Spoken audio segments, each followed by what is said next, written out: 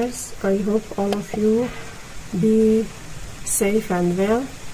Today I want to explain for you about the endocrine histology as practical, and in the end of this session I expected that you know about the thyroid gland, pituitary gland and adrenal glands microscopic structures, and also you will be able to identify each of them by different landmarks.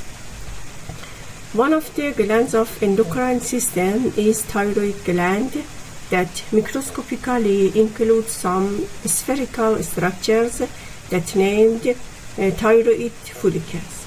Each thyroid follicles include two types of cells. One type are follicular cells or thyrocytes that are epithelioid cells as simple cuboidal epithelium that synthesize the thyroid hormones, and the second type are parafollicular cells or C cells that are spared between of the follicular cells or in the interstitial space of thyroid follicles. In the low magnification, at first we should identify the thyroid gland by existence of the spherical structures as thyroid follicles, that between of them there are some trabecula of the capsule, and with high magnification we should identify the follicular or principal cells that are simple cuboidal cells that cover the thyroid follicles, are basophil cells and involved in the thyroid synthesis. They have round nucleus and located in the around of the thyroid follicles. In the thyroid cavity that named colloid, filled by a colloid as pink color, or maybe some of them will be hollow because of they are in the resting phase. And the other type of cells in high magnification are follicular cells that are bigger and lighter than follicular cells, spaced between the follicular cells or in the interstitial space of the thyroid gland. Also, because the thyroid gland is a type of endocrine system, there are the capillary as fenestrated or sinusoid capillary between the thyroid follicles that we can identify them by the shape of the nucleus that are flat, because the capillary lined by simple squamous epithelium. The other one of the glands is pituitary gland or hypophyseal gland. In the high magnification, this gland lined by covered by a capsule as irregular connective tissue, and because the origin and also structure of the two parts of the pituitary gland are different, in the low magnification we can identify two parts of the pituitary gland as Purestane part is neurohypophysis or posterior pituitary gland, and good stain the part is a adenohypophysis or anterior pituitary gland. That in the high magnification, in the adenohypophysis, we can identify and find three types of cells as the chromophobe cells, that they have a clear cytoplasm with a basophil light purple nucleus, and the chromophil cells that have two types as acidophil cells and basophil cells. The acidophil cells in the cytoplasm is acidophil. They have the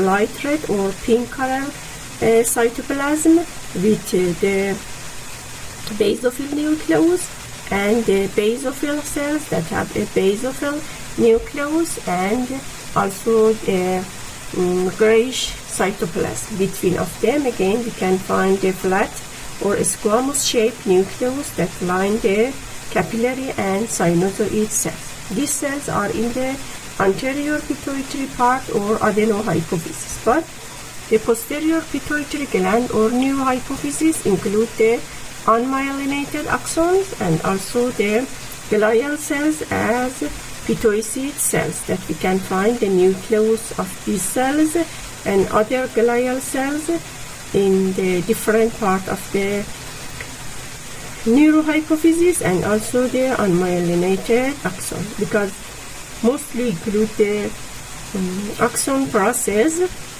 This part is poor stain, and again between of the cell we can find the sinusoid, and also with a special staining also we can find the herring bodies, that is a site for storage of the posterior pituitary hormones. Adrenal gland macroscopically, and you have in the theory session, include two parts: the peripheral part, cortex, middle part, medulla, that because they have again different origin embryologically, under microscope they have different microscopic structure. The cortex in the peripheral part and medulla in the center part. The cortex again based of the arrangement of the cells,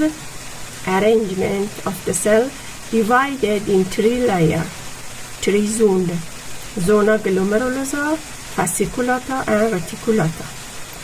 This gland, as same as other glands, covered by a capsule as irregular dense connective tissue. Under the capsule, the cells form some spherical structures as glomerule, that under the two-dimensional section we can find some round structures of the cells. The other zone or other area is a fasciculata, that is the biggest part of the adrenal gland cortex, that the cell arrange as some bundles or fascicles of the cells, and the layer of the reticularis cell form a reticulum and don't have any arrangement. The size of the cells are smaller compared to fasciculata and glomerulosal layer. Because of it, the density of the cells and also the nucleus is more compared to other two layers.